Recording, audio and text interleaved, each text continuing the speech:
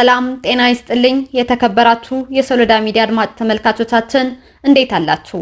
በዛሬው የሐሙስ ዕለት ሚያዝያ 16 2017 ዓ.ም ዝግጅታችን አንድ የሶሎዳ ሚዲያ የሁሉም ጊዜ ቤተሰባችን አዲሱን የትግራይ ክልል ጊዜያዊ አስተዳደር ፕሬዝዳንት ሌተናል ጀነራል ታደሰ ወረደን አስመልክተው ያጋሩንን አንድ ለትግራይ ሕዝብ አስፈላጊና ጠቃሚ ለአዲሱ የክልሉ ጊዜያዊ ፕሬዝዳንት ሌተናል ጀነራል ታደሰ ወረደ ደግሞ አቅጣጫ የሚሰጥ ሐሳብ ወደ እናንተ እንደሚከተለው አዘጋጅተን ልናቀርበው ወደናል። እስከ ዝግጅታችን ፍጻሜ ከኛ ጋር እየተከታተላችሁን እንድትቆዩ እንዲሁም የሶሎዳ ሚዲያ ቤተሰብ በመሆን ላይክ፣ ሼር፣ ሰብስክራይብ እያደረጋችሁ እንድትከታተሉን ከወዲሁ በአክብሮት እጋብዛለሁኝ።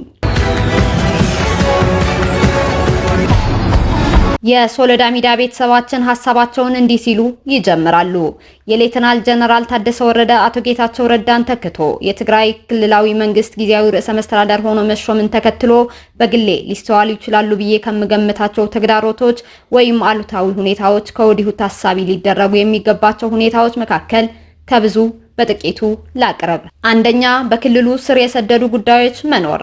ይኸውም የትግራይ ግጭት ውስብስብ የሆነ ታሪካዊ፣ ፖለቲካዊና ብሔር ተኮር ጉዳዮች ያሉበት በመሆኑ አሁን የተደረገው የአመራር ለውጥ ብቻውን እነዚህ መሰረታዊ ተግዳሮቶች ላይፈታ የሚችል መሆኑ።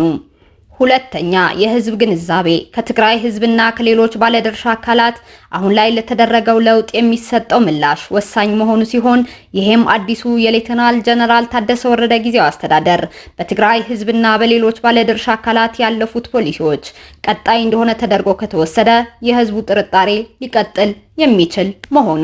ሶስተኛ፣ ብሔራዊና ቀጠናዊ የፖለቲካ ሁኔታዎች በኢትዮጵያ ያለው ሰፊ የፖለቲካ ምህዳርና ከፌዴራል መንግስት ጋር ያለው ግንኙነት በሁኔታው ላይ ከፍተኛ ተጽዕኖ ይኖረዋል። አራተኛ፣ በክልሉ ውስጥም ሆነ ከክልሉ ውጪ ካሉ ሌሎች የፖለቲካ ኃይሎች ጋር የሚኖር ድጋፍም ሆነ ተቃውሞ በክልሉና በአካባቢው መረጋጋት ላይ የራሱ የሆነ አሉታዊ ተጽዕኖ ሊያሳርፍ የሚችል መሆኑ።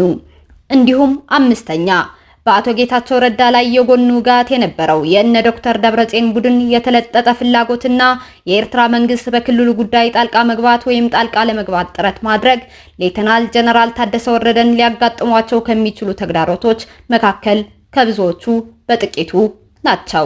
ስለዚህ ሌተናል ጀነራል ታደሰ ወረደ እነዚህና ሌሎች ያልተጠቀሱ ነገር ግን አሁን ላይ የሚስተዋሉና ለወደፊትም ሊፈጠሩ ይችላሉ ተብለው የሚገመቱ ተግዳሮቶችንም መዘርዘርና በመተንተን ለመቀልበስ የሚያስችላቸውን መፍትሄዎቻቸውንም ጭምር ከወዲሁ በእቅድ ውስጥ አስገብተው ካልሰሩባቸው አቶ ጌታቸው ረዳ ስልጣናቸውና ክልሉን ጭምር ለቀው እንዲወጡ ያስገደዷቸውን ተግዳሮቶች ዘርዝሮና ተንትኖ መፍትሄዎቻቸውንም ጭምር በእቅድ አኑሮ ሌተ ቀን መስራት ሌተናል ጀነራል ታደሰ ወረደ ከወዲሁ ዝግጅት ማድረግ ግድ የሚላቸው ይመስለኛል። በአጠቃላይ አዲሱ የሌተናል ጀነራል ታደሰ ወረደ ጊዜያዊ አስተዳደር የትግራይ ክልል አሁናዊ ሁኔታን በዘላቂነት ለማሻሻል የሚያስችል አቅም ቢኖረውም ለዚህ ግብ መድረስ የሚቻለው ውጤታማ ፖሊሲዎችን በመተግበር ከትግራይ ማህበረሰብ ጋር መተማመን በመፍጠር በኢትዮጵያ ውስጥና በቀጠናው ያለውን ውስብስብ ሁኔታና የፖለቲካ ምህዳር አቻችሎ ክልሉን በመምራት ስኬት ላይ የተመሰረተ ነው የሚል